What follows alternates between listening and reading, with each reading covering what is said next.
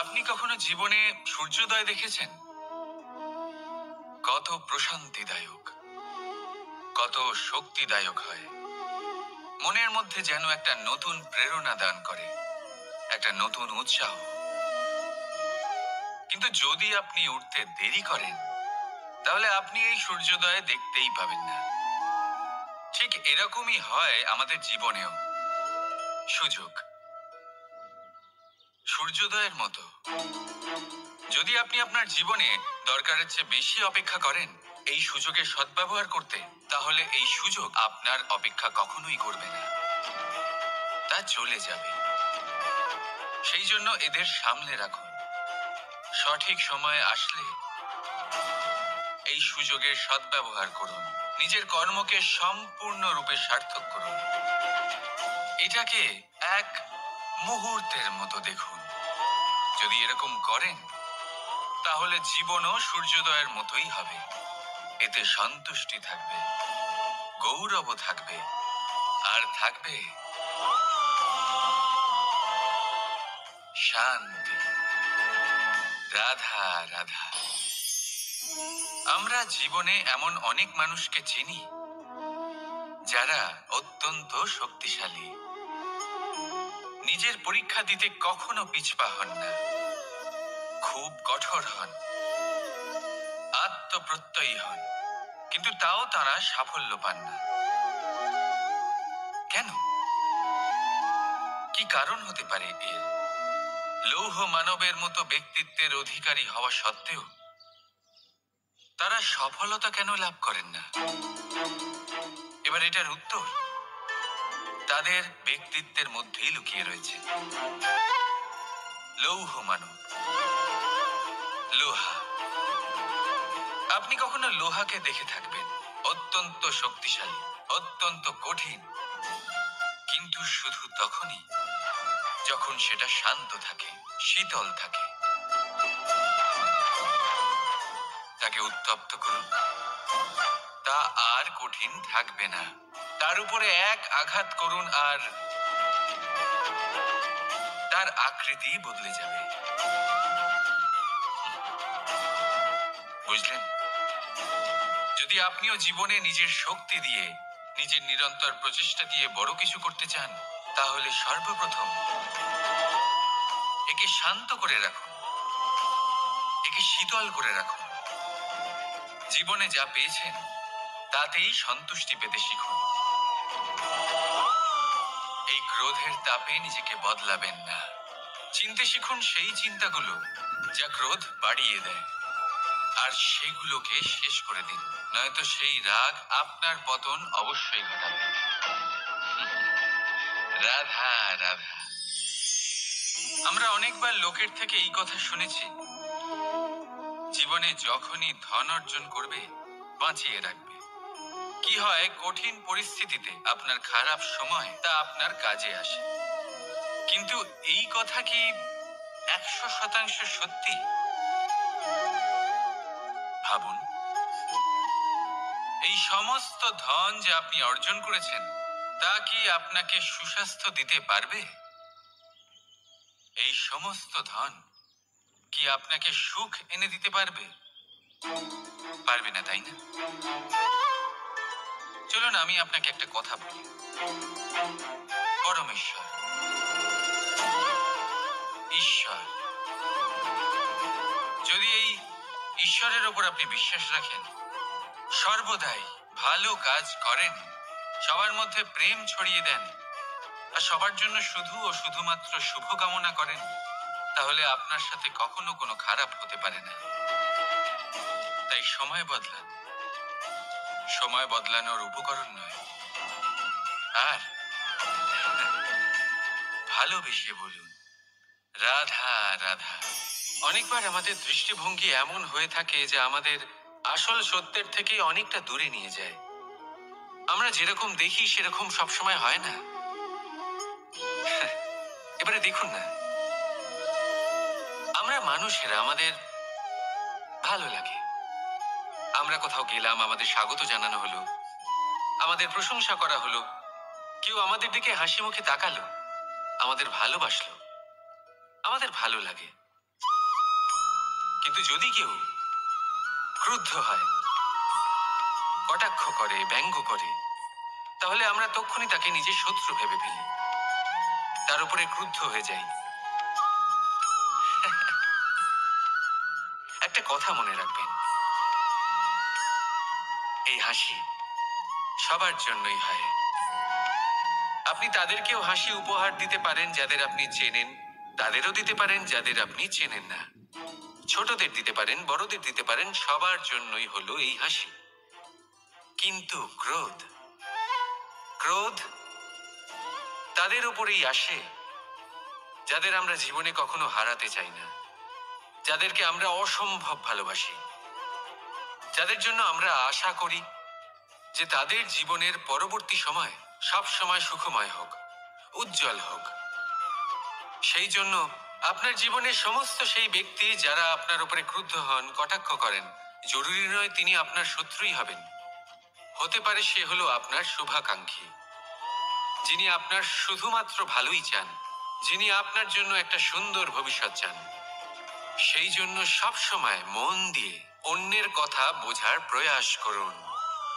আপনি জানতে পারবেন তাদের কর্মের ধর্ম কি হতে পারে, আপনি জানতে পারবেন তাদের ক্রোধের মর্ম কি হতে পারে। রাধা রাধা। জীবনের এই পথে এগোতে এগোতে আমরা কোথাও থেমে যাই, আমরা জানি না কেন। আমরা চেষ্টা করি যেন আমরা সামনে এগোতে পারি, কিন্তু এরকম হয় না। কি কারণ হতে পারে এর? আসুন আমি আপনাকে বোঝাই। মনে করুন আপনি কোনো রাস্তায় হাঁটছেন, আপনার পা মুচকে গেল, আপনি পায়ে আঘাত পেলেন। এখন এই আঘাত যদি আপনাকে পথ চলতে বাধা দেয়, তখন আপনি থেমে যান। যদি আপনার ভাবনা চিন্তা ক্ষুদ্র হয়, তাহলে আপনি জীবনে কখনোই এগোতে পারবেন না। ভেঙে যাওয়া কলম দিয়ে আপনি কখনো চিঠি লিখতে পারবেন না। ঠিক সেইভাবেই যদি আপনার মনে অন্যের জন্য হিংসা থাকে, তাহলে আপনি আপনার নিজের ভাগ্য লিখতেই পারবেন না। কাজের প্রতি আলস্য আপনাকে কখনো ধনী হতে দেবেই না, আর ধনের প্রতি লোভ তা আপনাকে কখনো মহান হতে দেবে না। ছোট একটা কথা, কিন্তু এ হলো অত্যন্ত গুরুত্বপূর্ণ। ভাবনা চিন্তা অবশ্যই করুন, আর বোঝার চেষ্টা করুন সেটা যা আপনি বুঝতে চান। হতে পারে আপনি এমন কোনো পথ খুঁজে পেলেন যার ফলে আপনি কোনো খারাপ পথে যেতে যেতে থেমে গেলেন, বা আপনি এমন কোনো অর্থ খুঁজে পেলেন যা আপনাকে মহান হবার পথে অগ্রসর করে দিল। রাধা রাধা। অহংকার এ হলো ছোট একটা শব্দ, কিন্তু এর প্রভাব অত্যন্ত বৃহৎ হয়ে থাকে। আর সব থেকে বড় সমস্যা হলো মানুষ আজ অব্দি বুঝতেই পারেনি যে এই অহংকারের বাস্তব রূপ কিরকম। কেউ একে গর্বের নাম দেন, কেউ একে আত্মসম্মানের নাম দিয়ে থাকেন, এবং কোথাও একটা এমন সময় চলে আসে যখন সময় এই অহংকারকে ভেঙে খান খান করে দেয়। আর তখন না গর্ব আপনাকে বাঁচাতে পারে, না আপনার আত্মসম্মান। এখন যদি আপনাকে উদাহরণ দিই, তাহলে যেখানে আপনি বসে আছেন সেই ঘরেই ওপরে তাকান, সেই ছাদের দিকে। যদি এই ছাদ অহংকার করতে থাকে যে দেখো আমি তো সব থেকে উঁচু জায়গায় আছি, আমার চেয়ে ওপরে আর কেউ নেই, আমি এই ঘরে থাকা সমস্ত ব্যক্তিকে ছায়া প্রদান করি, যদি এই অহংকার এসে যায় তাহলে কি? একবার ভেবে দেখুন, যদি পরের দিন তার উপর আরো একটা তলা বানিয়ে দেওয়া হয় তাহলে কি? এই ছাদ যার নিজের উঁচু হবার অহংকার ছিল, যে সব থেকে ওপরে ছিল, সে এবার পায়ের তলায় চলে এসছে। এটাই হয়ে থাকে। মনে কখনোই অহংকার পোষণ করবেন না। যদি মনের মধ্যে কিছু রাখতে চান, তাহলে প্রেমের ভাব রাখুন, স্নেহ রাখুন। এই অহংকারকে আপনি যা ইচ্ছে নাম দিন, গর্ব হোক, আত্মসম্মান হোক, এর দ্বারা আপনার কোনোভাবেই কোনো লাভ হবে না। তাহলে এই অহংকারকে ত্যাগ করুন আর আমার সাথে ভালোবেসে বলুন, রাধা রাধা। একটা সিদ্ধান্ত। এই জীবনে একটা সিদ্ধান্তের গুরুত্ব কি হতে পারে তা কখনো ভেবে দেখেছেন? একটা সিদ্ধান্ত সেই ভিত্তি হতে পারে যা আপনার পুরো জীবনকে বদলে দিতে পারে, এই সমস্ত সংসারকে বদলে দিতে পারে, ভবিষ্যৎ বদলে দিতে পারে। এই সিদ্ধান্ত যে কোন রাস্তা চয়ন করতে হবে, সেই সিদ্ধান্ত যে কখন সামনে এগোতে হবে আর কখন থেমে যেতে হবে, সেই সিদ্ধান্ত যে কখন যুদ্ধ করতে হবে আর কখন নিজেকে পিছু পা হতে হবে। এই সিদ্ধান্ত হলো খুব গুরুত্বপূর্ণ। আর আপনি তো এই সংসারে একা নন, তাই আপনার একটা সিদ্ধান্ত শুধু আপনার জন্যই নয়, সমস্ত সংসারের জন্য গুরুত্বপূর্ণ হতে পারে। এবার এই সিদ্ধান্ত আপনারই হবে। ভাবনা চিন্তা করে নেবেন, সাফল্য পাবেন। রাধা রাধা। ভবিষ্যৎ। সংসারে এমন কোন ব্যক্তি আছেন যিনি নিজের ভবিষ্যতের বিষয় ভাবেন না? যে কেউ ভাবেন, আমার ভবিষ্যৎ কিছু এরকম হবে, আমি ভবিষ্যতে এরকম কিছু একটা করব, এই সুবিধা থাকবে, এই আনন্দ পাবো, ইত্যাদি ইত্যাদি। কিন্তু সত্যি বলি, ভবিষ্যতের থেকে বড় ভণ্ড আর কেউ নেই। ভবিষ্যৎ আপনাকে ছেড়ে চলে যাবে, আপনি জানতেও পারবেন না। ভবিষ্যৎ আপনার থেকে আপনার বর্তমান কেড়ে নেবে। অনেক সময় আমরা ভবিষ্যতের বিষয় ভাবতে থাকি, দুশ্চিন্তা করতে থাকি। ভবিষ্যৎ দিয়ে নিজেকে এতটাই ঘিরে ফেলি যে বর্তমান কি তা ভুলেই যাই, তার বোধই আমাদের থাকে না। ভাবুন, ভবিষ্যৎ কি? ভবিষ্যৎ হলো সেটাই যা এখনো পর্যন্ত ঘটেনি। বর্তমান হলো সেটা যা এখন ঘটছে।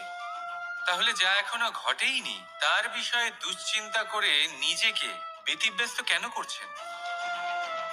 এই বর্তমান, এটাই হলো গুরুত্বপূর্ণ। এর উপরে সমস্ত ভাবনা কেন্দ্রীভূত করুন।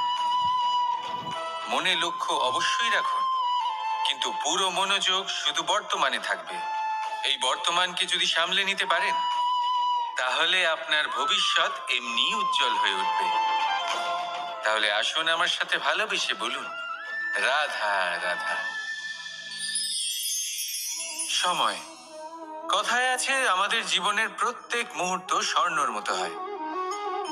এবার হয় আমরা একে নিজেদের কাছে রাখতে পারি, বা একে আমরা চলে যেতে দিতে পারি। কারণ এই ছোট ছোট মুহূর্তই আছে যা আমাদের জীবনকে গড়ে তোলে। এখন এই জীবন কেমন হবে তা আমাদের উপর নির্ভর করে। যদি আপনি একটা মুহূর্তের যত্ন না নেন, যদি আপনি এক মুহূর্ত ভালো না বাসেন, যদি আপনি এক মুহূর্ত স্নেহের আনন্দ না উপভোগ করতে পারেন, তাহলে দেখতে দেখতেই আপনার সমস্ত সময় নষ্ট হয়ে যাবে, আপনি জানতেও পারবেন না। অর্থাৎ এই সময় স্বর্ণ হতে পারে না। তবে আমরা একে স্বর্ণ বানিয়ে নিতে পারি আমাদের চেষ্টার মাধ্যমে। এই সময় শুধু একটি লাঙল যা মাটির সাথে লড়াই করতে পারে, আর কিছু নয়। একটা অত্যন্ত গুরুত্বপূর্ণ কথা মনে রাখবেন, আপনার কাছে শুধু সময় আছে। এবার আপনি এটা দিয়ে স্বর্ণ বানাবেন, না ঘুমিয়ে স্বপ্ন দেখে কি নষ্ট করবেন, সিদ্ধান্ত আপনারই। রাধা রাধা। ভগবান। প্রত্যেক কঠিন পরিস্থিতিতে এই নামই আছে যা আমাদের উপায় দিয়ে থাকে। ব্যক্তি যান, ভগবানের পুজো করেন, আরাধনা করেন, ব্রত পালন করেন, মন্দিরে যান, পুজো পাঠ করেন, ভগবানকে জাগিয়ে তোলেন। আর তারপর শুরু হয় সমস্ত প্রশ্ন। হে ভগবান, আমার সাথে এরকম কেন হচ্ছে? কেন আমারই জীবনে এত দুঃখ আছে? আমি কিভাবে এর সম্মুখীন হব? আমাকে কেন এত কষ্ট ভোগ করতে হচ্ছে? হে ভগবান, আমি কি করব? আমাকে সাহায্য করুন, কোনো রাস্তা দেখান।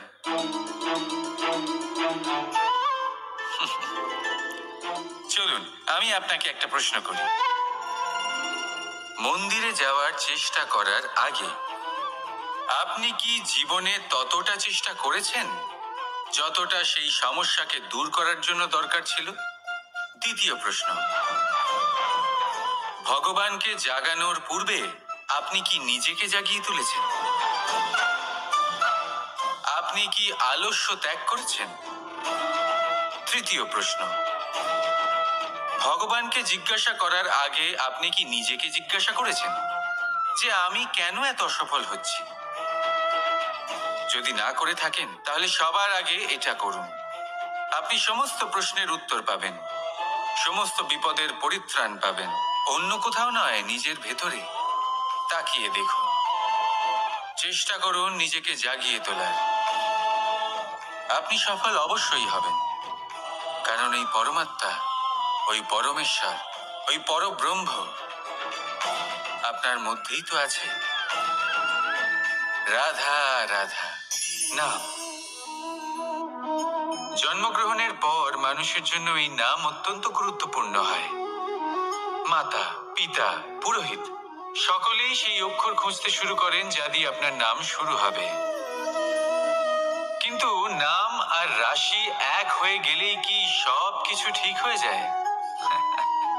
কখনোই নয়, কারণ আপনার কর্মই হলো সব থেকে গুরুত্বপূর্ণ, আর কিছুই নয়। দেখুন, এই নিয়তিও আপনার কর্ম অনুযায়ী আপনার ভবিষ্যৎ সুনিশ্চিত করে।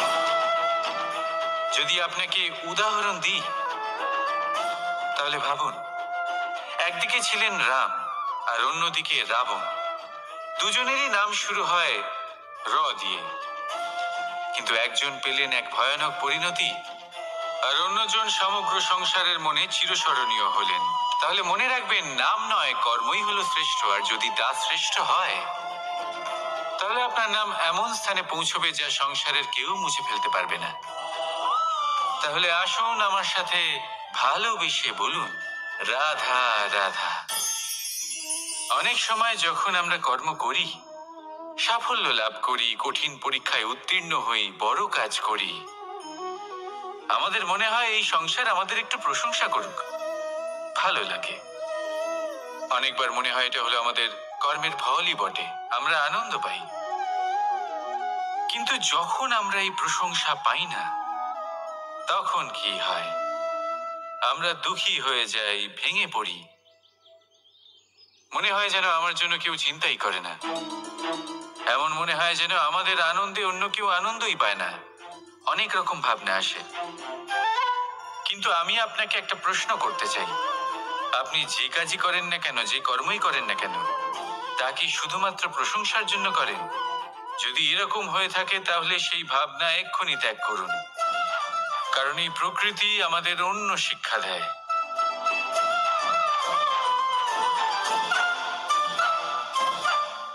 এই ফুলকে দেখুন, এই যে ফুলের সুবাস, যা আমার মনকে উচ্ছ্বসিত করে তোলে, মনে শক্তির সঞ্চার করে, এই সুগন্ধ। কিন্তু ভেবে দেখুন, ফুলের কিন্তু এই কাজ করার জন্য কোনো প্রশংসারই প্রয়োজন হয় না। এটাই হলো প্রকৃতির শিক্ষা। যিনি সৎ হন, সৎকর্ম করেন, তার কোনো প্রশংসার প্রয়োজন হয় না, কারণ ওনার কর্মই হলো ওনার সুবাস। মনে রাখবেন, আতর নকল ফুলে দেওয়া হয়, প্রকৃত ফুলের তার কোনো প্রয়োজন হয় না। সেইভাবেই আপনিও কর্ম করতে থাকুন শুভ চিন্তা নিয়ে। এই মনকে সব সময় শান্ত রাখুন, স্বচ্ছ রাখুন। যদি এরকম করেন তাহলে আপনার কর্ম এমন সুবাস ছড়াবে যে আপনার জীবনে শুধু এবং শুধুমাত্র আনন্দই থাকবে। তাহলে এই আনন্দ সহকারে বলুন, রাধা রাধা। এই সংসারে এমন কোনো পর্বত নেই যা এতটাই উঁচু যে মানুষ তার শিখরে পৌঁছতে পারবে না, তাকে অতিক্রম করতে পারবে না। এই সংসারে এমন কোনো সাগর নেই যা কিনা এতটাই গভীর যেখানে মানুষ তার তলদেশে পৌঁছে ফিরে আসতে পারবে না। একটা ছোট্ট বরফের টুকরো পর্বতের শিখরে গলে গিয়ে বইতে থাকে, আর দেখতে দেখতেই তা মহানদী গঙ্গায় পরিবর্তিত হয়। এর কারণ কি? এর কারণ হলো প্রচেষ্টা, প্রারব্ধ নয়। এই প্রচেষ্টাই সুনিশ্চিত করে যে আপনার প্রারব্ধ কি হবে। এই সমস্ত কিছু হলো প্রচেষ্টা আর প্রারব্ধের খেলা। আপনার প্রচেষ্টা যেরকম হবে আপনার প্রারব্ধ সেরকমই হবে।